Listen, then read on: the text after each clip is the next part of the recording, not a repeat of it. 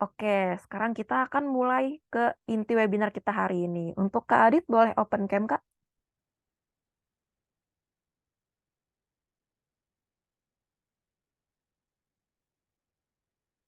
Oke. Halo Kak Adit, gimana kabarnya malam ini? Halo, halo. Baik-baik. Oke, nah mungkin Kakak bisa kenalan dulu nih sama partisipan kita nih. Halo teman-teman semua. Em, ya, mungkin perkenalan namanya tadi udah disebutin ya sama kakaknya. Saya Adit, saat ini kerja di Maybank ya, teman-teman. Mungkin ada yang beberapa familiar atau beberapa nggak familiar dengan Maybank. Kita adalah bank yang berheadquarter atau berkantor pusatnya ada di Malaysia. Gitu. Saat ini saya ada di berposisi sebagai Head Digital Retail Growth. Jadi memang fokusnya ada di M2U ya. Jadi kita punya aplikasi nih Kak, namanya adalah mobile banking kita namanya M2U. Oke, terima kasih banyak Kak. Mungkin kita bisa langsung aja masuk ke pembahasan kita hari ini ya Kak. Jadi waktu dan tempat dipersilahkan Kak. Thank you. Oke, ini slide-nya mungkin boleh teman-teman dari pintarnya kita lanjut. Oke, teman-teman semua, ya betul ada yang bilang BII, dulunya BII, sekarang kita namanya Maybank. So, mungkin aku coba share ya di sini teman-teman. Di sini kita punya topik budget pas-pasan jiwa savings ya atau jiwa simpanan. Gimana sih kita ketika kita punya budget pas-pasan kita bisa tetap keep menabung. Which di sini kalau teman-teman lihat ada namanya You Buy Maybank. Nah, ini You Buy Maybank itu adalah sebuah produk yang kita nanti punya gitu kan. Kita sebut tagline-nya adalah you spend, you save, you earn, it's up to you. Jadi artinya gimana sih? Nanti mungkin aku coba ceritain kenapa sih kita harus perlu ada financial planning dan dengan kita punya budget-budget yang mungkin pas-pasan tapi tetap bisa menabung ya. Ini sebuah solusi yang bisa jadi mungkin bisa jadi solusi financial untuk teman-teman semua ya. Boleh dilanjut. Oke, mungkin ini sedikit cerita ya teman-teman. Sebenarnya kalau bisa dibilang di generasi yang sekarang ya, kalau kita bisa bilang yang profesional atau mungkin di family itu sebenarnya kita udah masuk ke generasi yang lebih ke kita pengennya dapat experience. Saya rasa di sini teman-teman juga pasti uh, apa namanya lebih suka terhadap suatu brand atau lebih suka terhadap satu activity yang bisa memberikan experience lebih gitu ya. Jadi memang kita udah memasuki di sini bisa dibilang generasi-generasi yang lebih lebih pengen ada experience yang unik gitu. Boleh di next silakan. Oke. Nah, kita tahu di sini di Indonesia banyak mungkin teman-teman sering dengar namanya bonus demografi ya. Kita udah memasuki namanya bonus demografi di mana ini nanti teman-teman nih, teman-teman generasi muda ya, sama kayak saya, kita satu generasi gitu kan. Eh apa namanya lagi sangat banyak. Jadi kalau di piramid di Indonesia itu ngomongin usia kita yang paling gede udah yang di paling bawah gitu kan. Nah, millennials dan Gen Z itu udah salah satu generasi yang udah mulai yang sebenarnya paling banyak gitu ya di Indonesia. 86 juta millennials di Indonesia dengan 1,3 triliun ya in dollar itu ada di consumer spending gitu kan dan mereka tidak suka di market gitu. Jadi kita aware lah dari Maybank kita aware which dari teman-teman dan dari generasi ini dari generasi milenial dan generasi Z itu nggak suka di market nggak suka dipemasarkan dengan produk gitu kan. Oke, next. Ya, ini gambaran ada ya ini ada estimasi 71 juta millennials di tahun 2025. Oke, next. Next aja. Kita skip. Nah, sebenarnya kayak gimana sih ya personalitinya? Mungkin ini coba kita lihat gitu kan personality dari gen ini ya, dari gen millennials ini mereka rata-rata kita semua di sini adalah digital tech savvy ya. Jadi biasanya kita suka ngelihat kalau misal biasa disebut digital native atau tech savvy adalah ketika misalnya sudah lahir generasi ini, which generasi teman-teman lahir bersamaan dengan teknologi digital yang sudah mumpuni gitu ya. Beda misalnya di generasi milenial, which di generasi saya ketika lahir itu kita masih mengenal teknologi analog kayak radio dan seterusnya lebih banyak nonton di TV dan di pertengahan kita baru mengenal digital ya, di pertengahan. Sementara di generasi Z yang kita tahu adalah dia tech savvy, adalah prefer lebih digital proses. Jadi karena udah ada dorongan digital ini, kita ada juga bisa dibilang sebuah fenomena yang biasa disebut FOMO ya, fear of missing out gitu kan. Karena kita terus dapat update gitu ya dari sosial media dan seterusnya.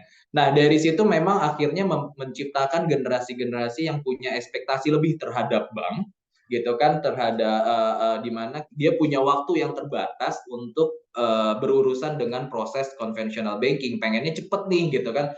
Mau buka rekening pengennya cepet, mau nabung pengennya cepet, mau investasi pengennya cepet, mau transaksi pengennya cepet. Karena generasi-generasi ini yang memang mungkin generasi kita itu udah terbiasa dengan apa namanya proses yang cepat tersebut didorong dari digital. Oke, boleh next.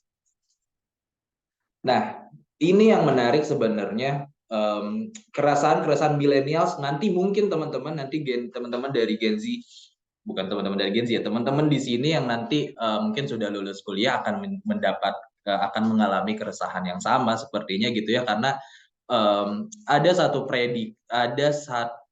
berita artikel yang menarik, katanya diprediksikan Gen Z ini akan mengalami kesulitan dalam membeli rumah. Itu sebuah prediksi yang sangat sangat ini ya, sangat mungkin akan terjadi. Kenapa? Karena pun di millennials, which itu generasi di atasnya Gen Z, merasa belum mampu beli rumah. Itu keresahan utama terhadap keuangan. Kedua adalah gaji selalu habis dan tidak bisa menabung. Ketiga adalah dia nggak punya dana darurat gitu kan. Dan keempat adalah membayar cicilan. Kelima adalah tekanan gaya hidup dan sosial media. Jadi ya, sebenarnya itu saling berkaitan ya, karena gaji selalu habis dan tidak bisa menabung, ya otomatis tadi ya kebutuhan untuk mempunyai rumah jadinya tidak bisa terpenuhi. Dan otomatis tidak punya dana darurat yang sebenarnya didorong juga dari adanya tekanan gaya hidup dan sosial media. Oke, next. Nah, gimana sih sebenarnya kalau kita mau untuk melakukan financial planning ya teman-teman gitu kan. Kita pengen duhdit gitu ya. Mungkin gimana ya kalau misalnya kita pengen untuk mengalokasikan atau melakukan sebuah perencanaan keuangan. Di sini teman-teman bisa ngelihat ada sebuah gambaran ya. Kita mulai dari sini dari teman-teman mungkin udah ada yang lulus, sudah ada yang di usia 20. Ini diusahakan ketika di usia 20 ini, kita udah fokus di financial-nya itu, ini kita sebut tahapnya tahap mengumpulkan uang ya. Jadi kita coba fokus di sini punya tabungan gitu. Jadi usahakan dalam ketika merintis karir, teman-teman usahakan sebisa mungkin kita tidak punya utang gitu ya. Tidak punya utang, tapi jadi kita memperkuat tabungan. Tapi kan mungkin pertanyaan selanjutnya, tapi kan kita tetap harus memenuhi mungkin gitu ya kebutuhan sehari-hari gitu kan. Kebutuhan sehari gimana kita bisa memenuhi kebutuhan sehari-hari tapi tetap bisa ada tabungan gitu kan. Mungkin itu adalah salah satu challenge yang nanti mungkin coba saya share ada solusinya gitu kan.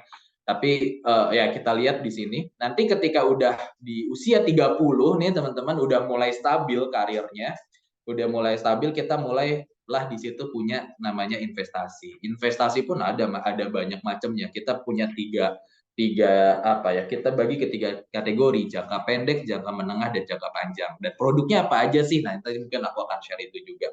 Nah, nanti jangan lupa tetap kita punya asuransi, karena asuransi itu penting dan diusahakan kita punya ketika masih muda ya. Ketika kita masih muda, kenapa? Karena nanti biasanya preminya gitu juga akan jauh lebih murah dibandingin ketika kita baru punya setelah dewasa, biasanya setelah lebih tua lah ya gitu kan, itu nanti preminya biasanya lebih mahal. Nah, nanti ketika udah di umur 40 barulah kita punya utang untuk memenuhi kebutuhan. Misalnya salah satunya adalah utang properti gitu kan, utang KPR, utang KPA gitu kan. Di sini adalah tahap mengembangkan uang. Artinya apa? Kita udah di masa di mana uang bekerja untuk kita bisa mendapatkan uang yang lebih banyak lagi. Dan jangan lupa di tahap ini juga kita udah mulai menyiapkan namanya dana pensiun untuk akhirnya nanti kita akan wariskan kepada mungkin anak-anak kita gitu ya. Jadi ini sebenarnya artinya apa? Artinya di tiap siklus kehidupan nanti ketika teman-teman mungkin di sini udah lulus atau bahkan udah ada yang lulus atau udah mulai mencari pekerjaan, udah mulai oke, ini udah mulai tahu nih ada gambaran apa aja sih produk keuangan yang mungkin harus yang bukan mungkin yang seharusnya kita punya gitu kan di setiap tahapan. Oke, boleh next. Pertanyaan selanjutnya adalah kenapa financial planning itu penting gitu ya. Kenapa? Karena kalau kita tidak ada perencanaan, akhirnya kita punya concern untuk misalnya adalah kita tahulah kita sama-sama punya kebutuhan.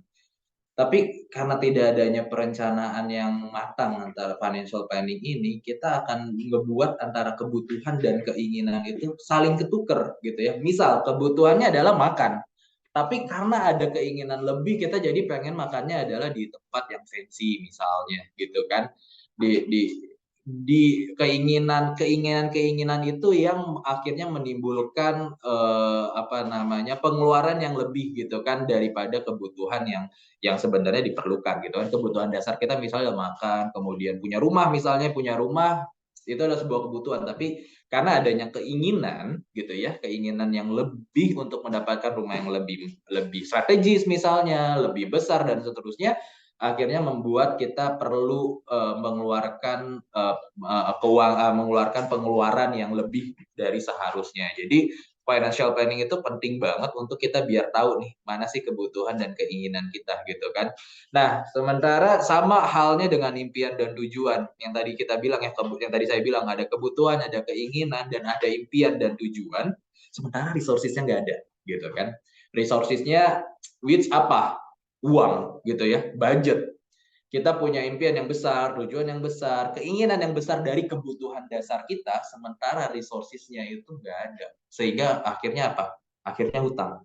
Akhirnya hutang kita makin banyak, gitu kan? Sehingga akhirnya kita meninggalkan hutang untuk anak kita di bawahnya, gitu kan? Yang biasa disebut dengan generasi sandwich. Mungkin di sini teman-teman ada beberapa yang udah merasakan karena saya juga sendiri adalah salah satu yang merupakan kategori di apa generasi sandwich gitu kan. Saya sendiri mungkin buat cerita ya teman-teman, saya sendiri mulai bekerja di usia 18. Jadi kalau tadi siklusnya 20, saya bekerja di usia 18 tahun. Yang which itu 18 tahun untuk bayar kuliah, bayar kebutuhan rumah dan seterusnya gitu kan. Yang which yang akhirnya dari situ berangkat dari situ kayaknya kayaknya saya ngerasa kayaknya saya perlu untuk memperbaiki itu dan tidak pengen terjadi lagi ke anak saya. Mungkin jadi itu ya. Jadi dari situ saya ngelihat ya kita udah mungkin ada banyak lah metode gitu kan untuk menjaga seperti misalnya teman-teman kalau tahu ada frugal living ya. Ya artinya kita mengeluarkan pengeluaran yang secukupnya sesuai dengan kebutuhan kita. Nah, sama seperti itu. Jadinya kita harus tahu dulu mana kebutuhan, mana keinginan ya dan disesuaikan dengan apa? Dengan resources-nya, dengan apa keuangan yang teman-teman punya. Ya, next.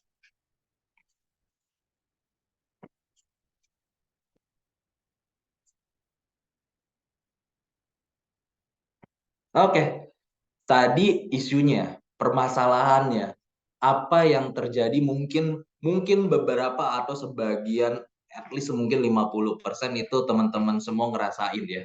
Isunya apa gitu kan, perasaan kondisi keuangannya seperti apa gitu kan. Mungkin itu sama kita semua. Kemudian pertanyaan adalah solusinya gimana gitu kan. Gimana sih untuk kita mungkin nanti teman-teman ketika udah mulai kerja biasanya ketika merintis mungkin kita berapa ya UMR gitu ya 4 atau sampai 5 juta gitu kan mungkin penghasilannya dengan penghasilan tersebut kita masih bisa memenuhi kebutuhan kita, at least kebutuhan kita yang sudah kita penuhi gitu kan, instead of kita penuhi keinginan kita. Ini coba saya share adalah solusinya apa gitu ya. Mungkin boleh next teman-teman pintarnya. Ini yang pertama, ada sedikit formula yang mungkin saya bisa share gitu ya. Ini formula juga bukan dari saya yang buat, ini formula dapat dari financial advisor ya waktu itu. Yang sebenarnya menarik. Porsi tabungan minimal adalah 10% yang harus selalu disisihkan di awal. Mungkin ini teman-teman tahu lah, misal gaji kita adalah sebesar 5 juta. Berarti berapa sih yang harus kita sisihkan? Minimal adalah 10%, which itu 500 ribu gitu ya. Kemudian yang kedua, kalaupun kita pengen ada cicilan yang misalnya pengen punya cicilan untuk sebuah investasi ya, misalnya kan smartphone sekarang butuh nih misalnya yang lebih baik untuk mendukung komunikasi dan seterusnya mungkin itu posisi cicilannya adalah maksimal 30%, sorry, 30% dari pendapatan. Artinya kalau misalnya kita penghasilannya 3 juta, maksimal gitu ya, teman-teman harus punya cicilan di 1.500.000. Terus sisanya buat apa? Sisanya buat kebutuhan untuk sehari-hari teman-teman semua gitu ya. Jadi harus ada poketnya nih, cicilan berapa, menabung berapa, kebutuhan operasional berapa, kebutuhan pribadi, keinginan berapa gitu kan. Itu yang penting gitu. Nanti teman-teman udah punya kantong-kantongnya. Mungkin ini gambaran berapa sih sebenarnya tabungan yang mungkin udah dari starting. Mumpung nih teman-teman banyak mungkin belum mulai punya penghasilan gitu kan. Jadi udah tahu gambarannya berapa sih seharusnya kita idealnya ya punya porsi tabungan. Oke, next. Nah, selanjutnya tadi ada budget atau kantong buat belanja gitu kan. Terus kalau mau belanja, cek dulu teman-teman lakuin analisa atau bukan analisa. Ya, berdiskusi lah sama diri sendiri gitu ya. Ini masuk ke kuadran yang mana? Kuadran itu yang kotak ya, ada 4 kotak ini ya. Yang kanan atas penting tapi tidak mendesak, tidak penting, tidak mendesak, mendesak tapi penting, mendesak tapi tidak penting atau mendesak penting, gitu kan? Nah,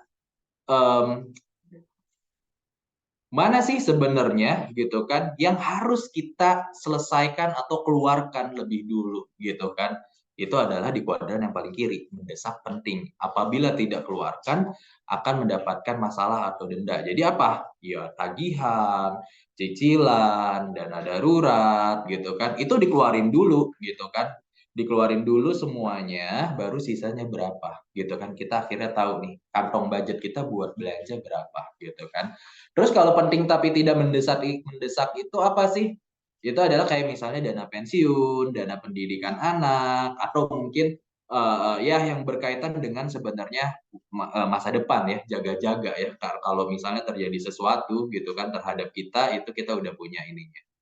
Kemudian selanjutnya apa? Tidak penting, tidak mendesak gitu kan. Boleh dikeluarkan asal ada dananya. Setelah kita potong-potong, oh ini ada dananya, baru misalnya buat apa? Liburan. Ya kita perlulah healing ya teman-teman. Karena kan apa namanya ya, udah mulai kita butuh nge-refresh lah sebagai mesin kan, kita nggak bisa terus bekerja gitu kan, terus nggak kita recharge gitu, nggak kita kasih bensin atau kasih oli gitu kan, gimana sih olinya itu ya liburan. Kita nge-refresh mesin kita untuk siap bekerja lagi, untuk dapetin lagi penghasilan. Nah, itu bisa nanti kalau misalnya ternyata kita udah ada dananya. Mendesak tapi tidak penting adalah kalau ada special atau promosi gitu kan. Ini mungkin mendesak tapi mungkin nggak penting gitu ya. Sesimpel misalnya teman-teman ngelihat ada beli mie dapat mangkok misalnya gitu kan. Itu mungkin mendesak karena promosinya terbatas ya mangkok ayamnya gitu kan. Tapi bisa jadi nggak penting karena teman-teman udah punya mangkok ayam di rumah gitu kan. Jadi itu yang apa namanya bisa dibilang masuk ke kategori ini yang mungkin yang the list lah, yang misalnya ya kalau masih ada sisa duitnya buat kita belanja ini kita bisa keluarin. Oke, next.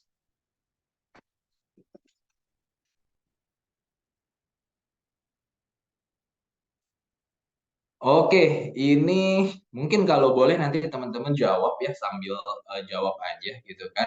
Kalau kita tadi ya dari yang saya jelasin bayar cicilan itu masuk ke wajib, butuh, atau ingin gitu ya. Itu ada tiga opsi. Mungkin teman-teman bisa jawab bayar cicilan itu masuknya ke wajib, butuh, atau ingin. Dan beli tas limited edition itu wajib, butuh, atau ingin gitu ya. Nah, yang pertama, oke, bayar cicilan banyak yang jawab wajib ya, betul gitu ya. Bayar cicilan wajib dan itu yang harus pertama kali kita pisahin gitu kan. Jangan lupa. Jadi dan berapa sih maksimalnya? 30%. Jadi dari penghasilan yang udah kita jawab itu adalah yang udah kita dapat itu harus kita pisahin. Itu wajib kita keluarin. Kalau enggak nanti teman-teman diteleponin, ya kan? Nah, kemudian beli tas limited edition itu wajib, butuh, atau ingin? Betul. Ingin ya? Beli tas limited edition itu ingin gitu ya. Itu sebuah keinginan ya. Yang which itu wajar lah gitu kan. Uh, apa yang tadi saya bilang ya, kita udah dimasuk ke dunia ke digital, udah mulai banyak pressure lah ya, ada banyak pressure dari sosial media yang memang akhirnya kita mungkin jadinya banyak keinginan yang timbul, sorry gitu. Oke, next. Thank you teman-teman. Oke, ini yang kedua adalah mempunyai proteksi dan dana darurat. Jadi yang pertama tadi adalah teman-teman udah punya budgetnya, sorry bukan budget, apa namanya, tabungannya ya, yang berapa sih harus kita tabung dan seterusnya. Nah, ini yang kedua adalah teman-teman harus punya proteksi dan dana darurat. Ini solusi kedua, ini udah pasti gitu ya. Kenapa penting sih proteksi atau dana darurat? Kalau misalnya teman-teman kehilangan pekerjaan atau sakit, ya teman-teman seenggaknya udah punya. Berapa sih biasanya yang direkomendasikan gitu ya? At least 3 bulan. Dana darurat itu at least ada bisa mengcover 3 bulan gitu. Boleh next, sorry. Ya, nah, at least nilainya berapa? 3 sampai 12 ya. Tadi tadi saya bilang at least minimal adalah 3 kali dari nilai pengeluaran. Jadi 3 bulan kita tanpa pengeluarannya sudah ada gitu ya. Tercover kalau misalnya amit-amit kita kena PHK lah, misalnya kehilangan pekerjaan atau didorong karena ada sakit atau apa gitu ya. Itu juga kita usahakan punya proteksi kesehatan. Minimal apa? Minimal BPJS kesehatan ya teman-teman. Saya pernah tahun kemarin ya, beberapa tahun yang lalu lah gitu ya. Akhirnya nggak bisa bekerja karena terkena batu ginjal, teman-teman semua, gitu kan. Fortunately untungnya saat itu ya kita udah ada BPJS. Kalau teman-teman tahu sebelum sebelum ada BPJS kesehatan itu nggak semua warga Indonesia ya, bisa dibilang masyarakat Indonesia punya asuransi yang kayak BPJS kesehatan. Itu namanya dulu Askes. Askes itu hanya terbatas. Nah, sekarang ini kan semua warga Indonesia wajib dan punya BPJS Kesehatan yang which itu menurut saya bisa bermanfaat buat teman-teman ketika merintis karir ya, udah punya BPJS yang bisa tercover. Karena mungkin nggak semua perusahaan punya asuransi kesehatan yang bagus ya untuk ketika kita baru pertama kali biasanya malah reimburse gitu kan, reimbursement gitu kan. Jadi kita harus keluar duit dulu baru di reimburse itu biasanya ada gitu tuh kalau misalnya ketika kita bekerja gitu kan. Nah, dengan ada BPJS kita nggak perlu keluarin duit dulu gitu kan untuk masuk rumah sakit udah tinggal apa namanya kita kita masuk aja gitu ya udah cashless. Oke, lanjut. Ketiga, harus punya tujuan keuangan ya. Tadi tujuan keuangannya ada banyak. Mau apa? Mau liburan. Mau liburan ke Maldives misalnya teman-teman staycation sama pacar misal gitu kan. Atau mau naik haji atau mau punya rumah atau mau umroh banyak gitu ya. Itu tujuan keuangannya ditentukan spesifik kapan ya. Kapan mau apa namanya punya rumahnya gitu kan. Punya rumah berarti harus punya DP dulu gitu kan. Enggak, yang biasanya adalah kesulitannya dari kita ketika membeli rumah adalah kita bisa nyicilnya tapi kita nggak bisa DP-nya. Jadi teman-teman harus udah mulai oke, kalau punya rumah, gue punya rumah pengennya misalnya di umur 30 ya, misalnya gitu ya. Dan DP berapa yang dibutuhin di umur 30 gitu kan. Jadi ada timeline dan jangka waktu yang jelas dan juga terukur atau sesuai dengan kemampuan finansial ya. Jadi teman-teman harus lihat juga jangan sampai karena pengen nabung mengorbankan kebutuhan sehari-hari teman-teman itu jadi makan mie aja deh tiap hari biar buat nabung. Malah jadi mengorbankan kesehatan tadi ya. Nanti akhirnya nggak bisa lagi dapat pemasukan gitu kan. Jadi ini teman-teman harus punya dulu tujuan keuangannya juga. Oke, next. Oke, ini mah teman-teman tahu ya, tujuan keuangan mana yang lebih prioritas, lunasi hutang atau dana pensiun? Lunasi hutang dulu ya teman-teman ya, demi ketenangan dan ketentraman mental kita lah gitu ya. Kalau enggak, kita ngerasa punya beban di situ gitu. Oke, next. Nah, ngomongin investasi tadi kan kita bilang ya, tadi udah ada tabungan, kita udah masuk ke tadi tahap-tahap awal nih tabungan. Nah, mungkin nih teman-teman udah mulai, aduh gue pengen investasi deh gitu kan. Eh, mau investasi apa? Produk investasi ada banyak banget, ada deposito, reksadana gitu, reksadana pasar uang. Reksadana sendiri ada banyak macam ya, ada pasar uang, pendapatan tetap, saham, campuran dan terusnya. Ada obligasi. Obligasi apa sih? Obligasi itu adalah surat hutang negara. Jadi negara meminjam uang ya kasarannya kata kasarnya gitu ya meminjam uang dari warga dari masyarakat gitu kan nanti dia akan menggantikan sesuai dengan periodenya yang dimana ini sebenarnya investasi yang paling aman karena selama negara Indonesia ada itu pasti akan return-nya pasti akan ada, jadi akan pasti gitu ya. Nah, kalau misalnya jangka pendek itu apa aja jenisnya? Nah, kalau misalnya teman-teman pengen tadi kan udah punya rencana keuangan. Aku pengen jalan-jalan ke Jepang di 3 tahun ke depan, misal gitu ya. Apa aja opsinya nih kalau mau investasi? Deposito, reksadana pasar uang, obligasi, dan tabungan berjangka. Nah, produk-produk ini kenapa disebut jangka pendek? Karena waktunya dan sebenarnya return-nya mungkin nggak sebesar ketika kalau dibandingin dengan saham. Itu nggak besar mungkin return-nya atau bunganya ya yang kita dapetin itu mungkin nggak sebesar itu. Tapi dia lebih lebih nggak beresiko ya, jadi lebih lebih stabil, itu udah pasti kita akan dapat segitu. Kemudian jangka menengah 3 sampai 5 tahun itu apa aja? Emas ya. Sekarang udah ada namanya tabungan emas pegadaian, jadi teman-teman nggak harus beli emas. Even kayaknya minimal 10.000 juga kita udah bisa nabung emas gitu ya. Jadi emas udah nggak harus beli fisik lagi ya teman-teman ya. Jadi kita udah bisa nabung tabungan emas yang nanti di sini sebenarnya semua produk ini bisa dibeli di M2U ya. Tabungan emas nanti di M2U teman-teman bisa beli. Kita akan launching ya, ini akan launching, jadi saya kasih bocoran lah ke teman-teman. Ini akan launching nanti segera di tahun ini, kita akan bisa beli juga tabungan emas di aplikasinya Maybank. Oke, nah terus apalagi reksadana. Reksadana kita udah bisa beli teman-teman bisa nanti, aduh belinya di mana dit, udah buka M2U, di situ kita bisa investasi juga, ada reksadana pendapatan tetap. Nah, jangka panjang adalah reksadana saham. Jadi teman-teman kalau biasanya reksadana itu kan sebenarnya adalah tabung uang yang nanti teman-teman disebut ada manajer investasi ya. Ini middleman lah, kayak orang yang akan mengelola uangnya teman-teman. Sebenarnya kalau kita mau beli saham, teman-teman ada dua opsi ya. Bisa juga langsung beli aja deh. Gue langsung daftar langsung daftar SID namanya ya. Jadi dapetin SID-nya buat beli saham gitu kan. Nanti langsung daftar deh misalnya ke Ajaib atau kemana gitu ya. Atau di kita juga ada, kita punya Maybank Sekuritas ya, Maybank Sekuritas Indonesia. Nanti tinggal di googling, itu bisa dibuka juga. Bisa langsung melakukan pembelian saham di situ. Tapi kan mungkin sahamnya biasanya biasanya ada yang aduh tapi gue nggak punya knowledge nih, nggak punya waktu buat ngolahnya. Nah itu biasanya nanti ada manajer investasi yang nanti dibentuknya adalah dalam bentuk reksadana. Produknya adalah reksadana. Jadi kayak ya udah deh gue taruh aja reksadana, itu nanti sahamnya akan dikelola sama si manajer investasi tersebut gitu ya. Nah, sehingga kalau jangka sangat panjang 10 tahun, kalau teman-teman mau ya dari saham ya. Properti adalah misalnya mau apartemen atau mau rumah dan seterusnya. Oke, lanjut. Solusi apa lagi selain yang Maybank punya? Boleh next. Oke, solusinya adalah kita punya namanya teman-teman tabungan You. Tadi pertama banget kan saya bilang adalah teman-teman harus punya tabungan nih ya, karena ketika baru masuk gitu kan, ketika mulai mulai apa namanya bekerja gitu kan di tahap mengumpulkan uang, ya harus punya tabungan gitu ya. Nah, kenapa sih tabungan yuk?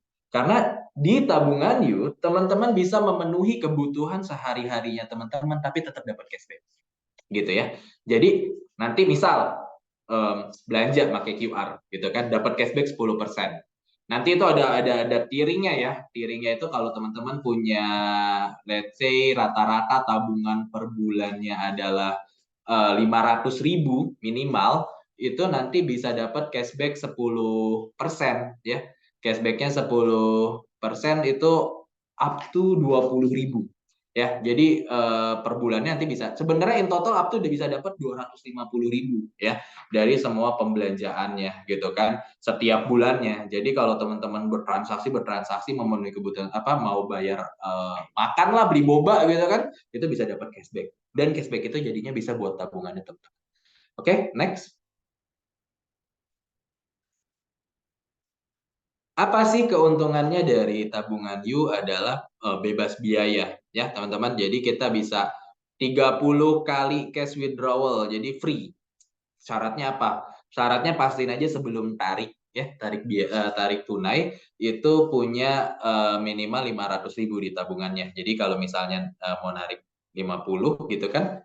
Dari uangnya 500.000, yang 50 free yang pertama. Kan tapi sisanya tinggal 450 ya. Nah, kalau sisanya udah 450 dia narik lagi baru kena biaya gitu ya. Terus 10 kali transfer free, kemudian ada free admin fee juga. Oke, next. Ini yang tadi saya bilang ya, smart spending teman-teman bisa dapat cashback up to 250.000, itu 10% ya. Jadi smart spending itu adalah fiturnya ya, fitur dari produk. Jadi ini bukan promotion, itu akan terus melekat sama produknya teman-teman. Jadi kalau misalnya bayar QR gitu ya, pakai QR nih, aku bayar Baka Boba terus punya tabungan rata-rata per bulan 500.000 tadi ya, karena kan pengen dijaga misalnya dapat free dan seterusnya, udah nabung tadi 10% dari pendapatan misalnya 5 juta gitu kan, 5 juta punya masa 10% 500.000, 500 udah di keep di situ, dapat nanti tadi yang fitur yang free seterusnya. Kemudian kalau transaksi QR itu dapat cashback 10%, up to 25.000, sorry ya teman-teman, up to 10% up to 25.000. Jadi misalnya berarti belanja QR-nya misal makan itu total 250.000 dalam satu bulan, dapat cashback 25.000 karena 10%. Terus bayar tagihan misal tagihan telepon gitu ya, itu dapat lagi cashback 10% lewat M2U ya, bayarnya di aplikasi M2U kita bisa bayar telepon, bayar beli pulsa, bisa top up e-wallet dan seterusnya. Tapi khusus bayar tagihan lewat M2U nanti dapat cashback lagi 10%. Itu 10.000 kalau misalnya kita punya minimal 500.000. Tapi kalau teman-teman nanti nabungnya kan nambah terus ya, sampai di titik 10 juta misal ya, tabungannya udah punya nih 10 juta. Nah, itu bisa nanti kalau tiap transaksi QR itu cashback 10%-nya up to 200.000. Jadi kalau teman-teman transaksi QR selama 1 juta, selama 1 bulan 2 juta akan dapat tabungan 200.000. 10%, 10% dari transaksi itu sebenarnya gambaran ya dari tadi ya, minimal itu kita punya formula nabung itu minimal 10%. Jadi jadi transaksi tetap lancar, tabungan tetap growing gitu ya. Kemudian smart saving apa? Nah tadi kalau teman-teman punya, kita sebutnya YouGoal Saver ya. Nama produknya adalah di sini smart saving itu YouGoal Saver. Jadi artinya apa? Artinya teman-teman bisa bikin sebuah tabungan ya, di mana nanti tabungannya itu akan tiap bulan motong. Jadi akan ke keep nih, biar teman-teman nggak bisa ambil. Misal teman-teman mau, 1 bulan gue nabung 100.000 Dit gitu ya. 100.000 nanti set di M2U tiap bulan akan ambil 100.000 gitu kan. Nah, sekarang lagi ada promo juga teman-teman, misalnya let's say pengen nyoba gitu ya buka YouGoal Saver. Nah, kalau misalnya teman-teman buka YouGoal Saver langsung dengan di set nih 12 bulan jangka waktunya nabung ya. Ini tabungan berjangka ya teman-teman, artinya setelah 12 bulan per bulan di set 100.000 nabungnya. Kemudian di bulan pertama langsung top up 500.000. Jadi 500.000-nya ada di keep nih, biar tadi dapat cashback at least 10% ya. Jadi kalau kita udah dapat cashback 10%. Nah, top up 10.000, nanti bikinnya ketika bikin masukin kode apa namanya? Kode event. Kode eventnya apa, sorry? OS. Jadi ditulis aja OS. Nanti teman-teman bisa dapetin Shopee. Shopee 50.000. Jadi nanti akan dapat e-voucher Shopee 50.000 buat belanja lagi. Jadi kalau teman-teman nih, aduh pengen nih tertarik smart saving, langsung buat. Nanti ketika dibuat, masukin kode event OS, dapat voucher Shopee 50.000. Nah, apalagi selain itu dapat merchant deals. Ya, kita punya merchant deals banyak banget. Itu yang buat kerjasama dengan Maybank. Oke, next teman-teman. Dari pintarnya. Oke, ya ini apa aja sih yang bisa dilakukan sama M2U, bisa QR Pay, ini mungkin udah familiar lah ya teman-teman. Oke, kita skip. Nah, ada yang punya, kalau misalnya, Dit, gue belum punya M2U. Kalau belum punya M2U gimana? Nah, kalau belum punya M2U, even bisa dapat lagi cashback 100%, up to 100.000. Ya, jadi teman-teman, even buat melakukan kebutuhan sehari-harinya yang bisa let's say makan lah, bayar QR, makan 100.000, bayar transaksi pertama ya, transaksi pertama 100.000 akan langsung dapat cashback lagi 100%, 100.000. 100.000 bisa jadi 100.000. Jadi ketika enaknya gini, buka rekening Maybank ya, langsung buka rekening Maybanknya, ikutin tadi ya misi cuan yang pintarnya, kan dapat tuh 110.000 ya tadi ya. Terus kemudian habis itu transaksi QR ya, 100.000 dapat cashback 100%. up to 100.000 ya. Tapi ini up to, kenapa sih dibilang up to 100.000? Karena harus punya YouGoal Saver juga. Jadi jangan lupa buka You transaksional, buka YouGoal Saver yang tadi ya, buka YouGoal Saver yaitu dengan OS gitu kan, dapat lagi Shopee 50.000 gitu kan. Jangan lupa top up 500.000. Habis itu transaksi QR, langsung transaksi pertamanya QR 100.000, dapat cashback lagi 100.000. Jadi udah ada modal lagi buat nabung 100.000 gitu kan. Nah, habis itu transaksi selanjutnya akan dapat cashback 10%. 1 bulan up to 25.000 buat nanti ditabung lagi. Oke, next. Cuman itu enggak, ada lagi. Kita lagi ada promo, cuman ini memang nanti sampai tanggal 27 Agustus, teman-teman. Jadi kalau bisa buka secepatnya, karena ini perhitungan periode QR-nya 1 minggu. Tadi udah dapat transaksi QR satu pertama, dapat cashback 100.000. Lanjut lagi transaksi 3 kali ya, teman-teman. Kalau misalnya tadi udah 100.000, berarti 3 kali, tinggal sisanya ngelakuin lagi 200.000 dibagi 3 ya. Karena total ini diperlukan transaksi dalam 1 minggu. QR-nya adalah minimal 4 kali, minimal total transaksi 300.000 dapat cashback berapa? 60.000. Jadi teman-teman dapat cashback 100.000, ditambah lagi 60.000, ditambah lagi nanti dari pintarnya, ditambah lagi dari voucher Shopee ya, tadi 50.000 buat jajan ya.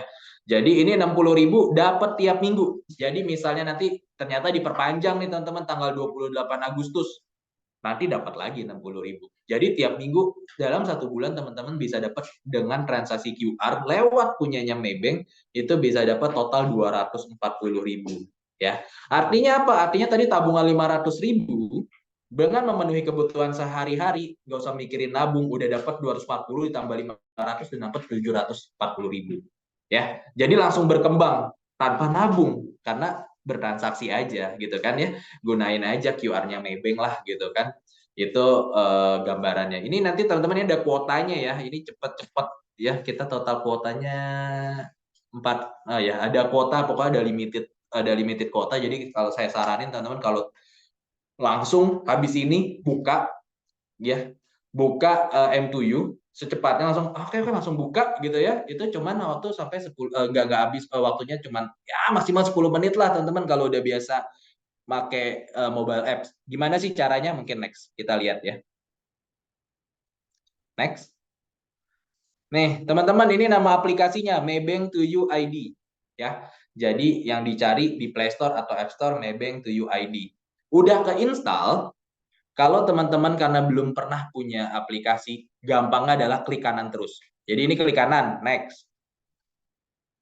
Klik kanan lagi, sampai nanti ada pilihan 2 ya. Tabungan You atau UIB. Ya, apa sih UIB, Dit? UIB itu adalah syariah. Jadi kalau teman-teman lebih suka dengan metode syariah, pilih yang IB. Oke, di next aja. Nah, ini nanti masukin email teman-teman, emailnya apa? Kenapa email ini penting? Nanti voucher Shopee-nya dikirim ke sini, teman-teman, ke email yang terdaftar. Jadi emailnya pastiin yang adalah email yang benar, email yang pasti valid, yang bisa diterima ya. Oke, next. Masukin nomor telepon ya. Di sini nanti teman-teman, kenapa penting nomor telepon? Kalau bisa nomor teleponnya WA ya teman-teman. Kenapa nanti ada 5 WA dari kita, dari Maybank, buat ngasih tahu ini voucher apa program QR-nya akan diperpanjang misalnya gitu ya. Jadi teman-teman tetap bisa dapat updated information dari kita berkaitan dengan program-program kita gitu ya. Habis itu lanjut untuk foto KTP. Next. Nah, habis KTP ini proses yang saya yakin teman-teman udah terbiasa, selfie ya. Selfie, nanti tinggal ikutin aja perintahnya, disuruh merem-merem, disuruh nengok kanan gitu ya. Nggak bakal disuruh pergi sih, cuman disuruh nengok kanan, nunduk, dan seterusnya. Oke, next. Nanti masukin NPWP. Kalau teman-teman belum punya NPWP, di skip aja yang di bawah gitu kan. Terus yang ke-17 apa? Pekerjaan. Nah, ini yang tricky ya teman-teman ya. Pekerjaan itu memang ini saya saranin nanti teman-teman pilihnya konten kreator aja gitu ya. Kalau yang misalnya belum bekerja, mungkin bisa aja langsung dipilih konten kreator gitu ya. Atau yang kalau sudah bekerja ya udah dimasukin informasi pekerjaannya, karyawan, dan seterusnya. Terus ini data domisilinya, tinggalnya di mana gitu. Oke, next. Nah, di sini nanti bikin kodenya. ya, nanti masukin kode referral ya, udah kelihatan nih, pilih buah yang paling teman-teman suka. Buahnya apa? Di situ buah naga misalnya atau buah kiwi gitu kan. Pilih di situ. Ketika udah ngelihat ada gambar buah, di situ ada pilihan untuk masukin kode referral. Masukin kode referralnya adalah pintarnya satu. Satunya angka ya teman-teman, pintarnya satunya angka. Nanti di situ teman-teman masukin itu dibutuhin buat apa, biar nanti teman-teman pintarnya tahu dan bisa ngasih misi cuannya ya. Nanti mungkin misi cuannya juga bisa di-share sama teman-teman pintarnya, step-stepnya. Nanti lanjut baru akan ada validasi, 3 validasi hasilnya.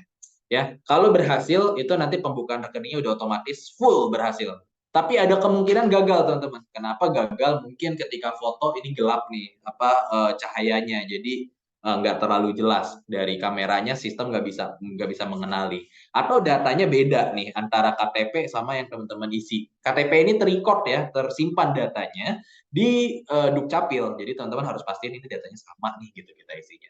Kalau misalnya ternyata dia nggak berhasil, nggak terbuka penuh, nanti teman-teman harus lanjutin ke video call.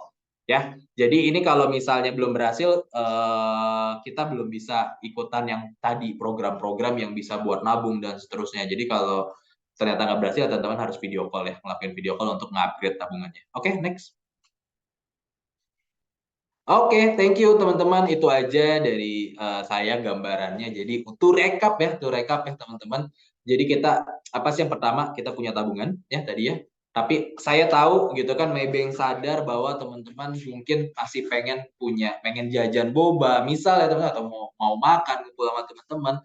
Nah, makanya tadi kita encourage juga, nggak apa-apa bertransaksi, nanti untuk nabungnya cashback dari kita. Ya, kita akan kasih cashback 10% dari yang pertama adalah cashback 10% dari setiap transaksi dalam 1 bulan, itu up to 250.000. Yang kedua apa? Transaksi pertama buat nasabah baru ini, untuk nasabah barunya Maybank, transaksi pertama akan dapat cashback 100%.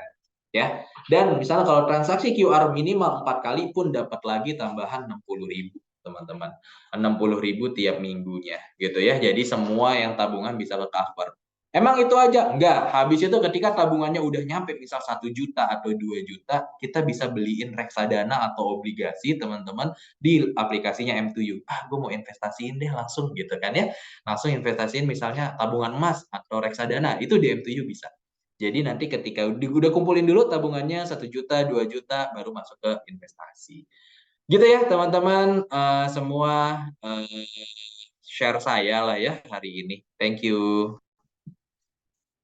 Oke, terima kasih Kak atas materinya. Nah, sekarang kita akan masuk ke sesi Q&A ya Kak. Nah, karena durasi kita tinggal sedikit nih Kak. Mungkin langsung dijawab aja ya Kak, mungkin dengan ringkas. Oke, pertanyaan pertama.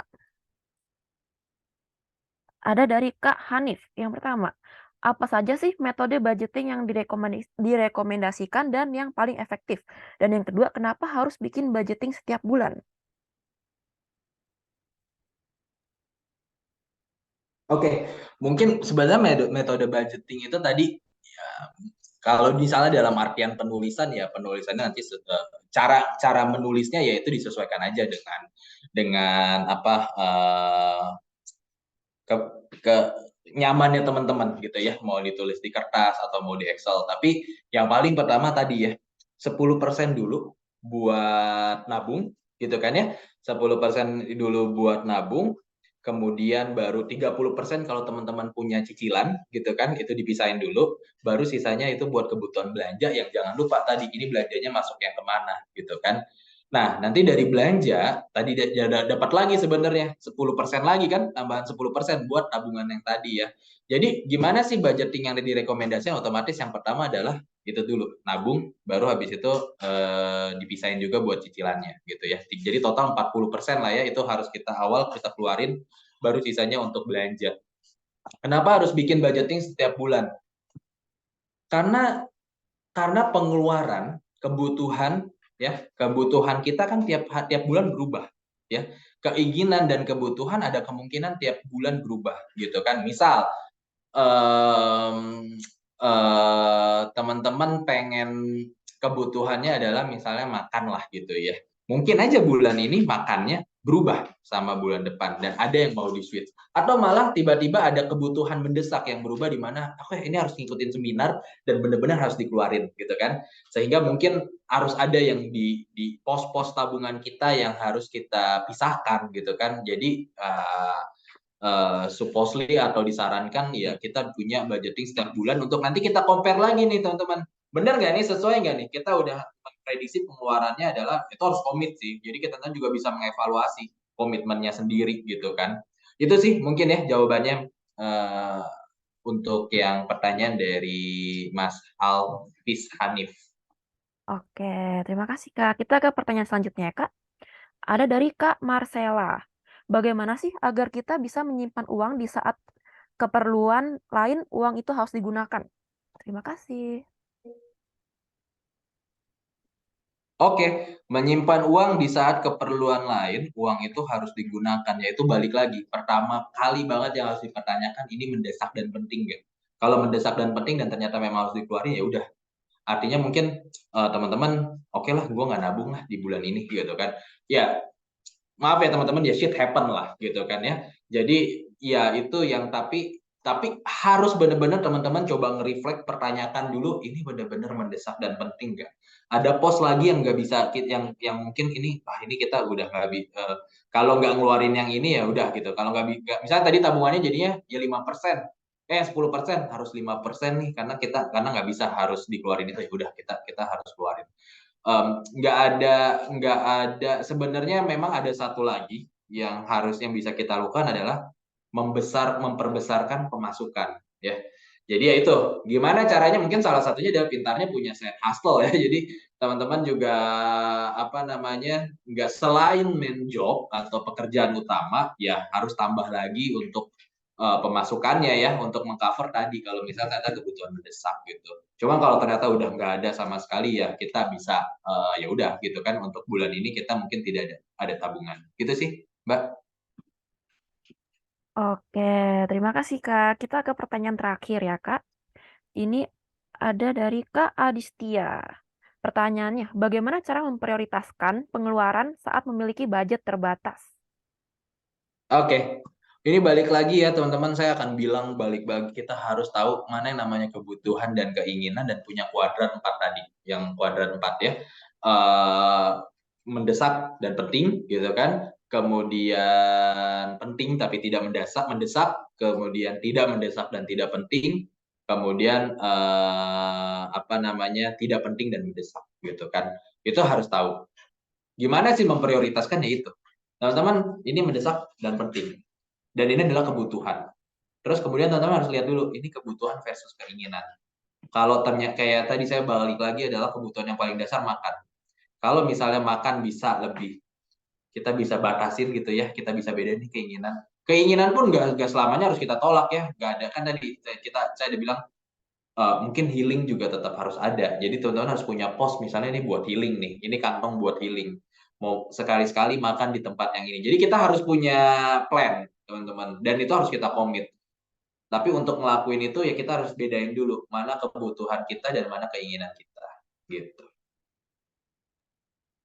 Oke, terima kasih Kak. Pertanyaan dari Kak Adistia menjadi pertanyaan terakhir kita di sesi Q&A hari ini ya Kak. Karena mengingat waktu juga nih Kak, kita tidak bisa jawab lebih dari 30 pertanyaan. Nah mungkin apakah Kakak ada kalimat terakhir nih Kak sebelum kita tutup webinar hari ini? Um, Mungkin ini ya teman-teman, nggak ada kalimat penutup. Kalau saya sih sebenarnya yang pasti pertama jangan lupa buka rekening Maybank. Itu yang pertama ya teman-teman.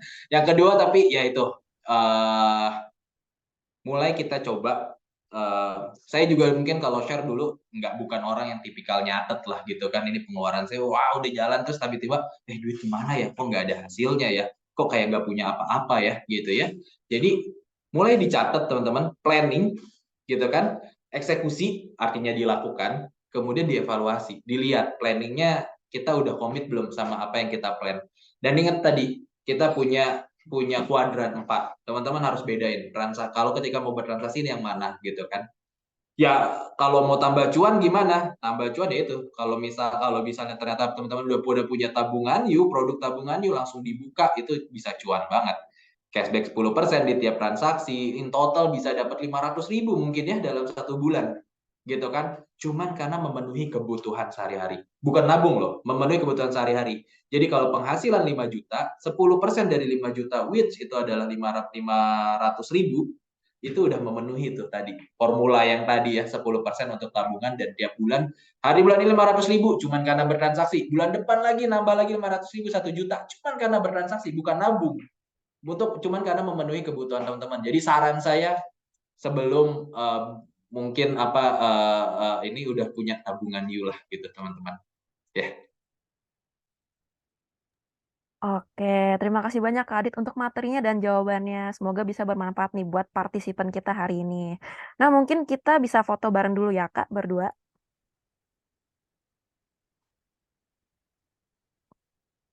Oke, 1, 2, 3.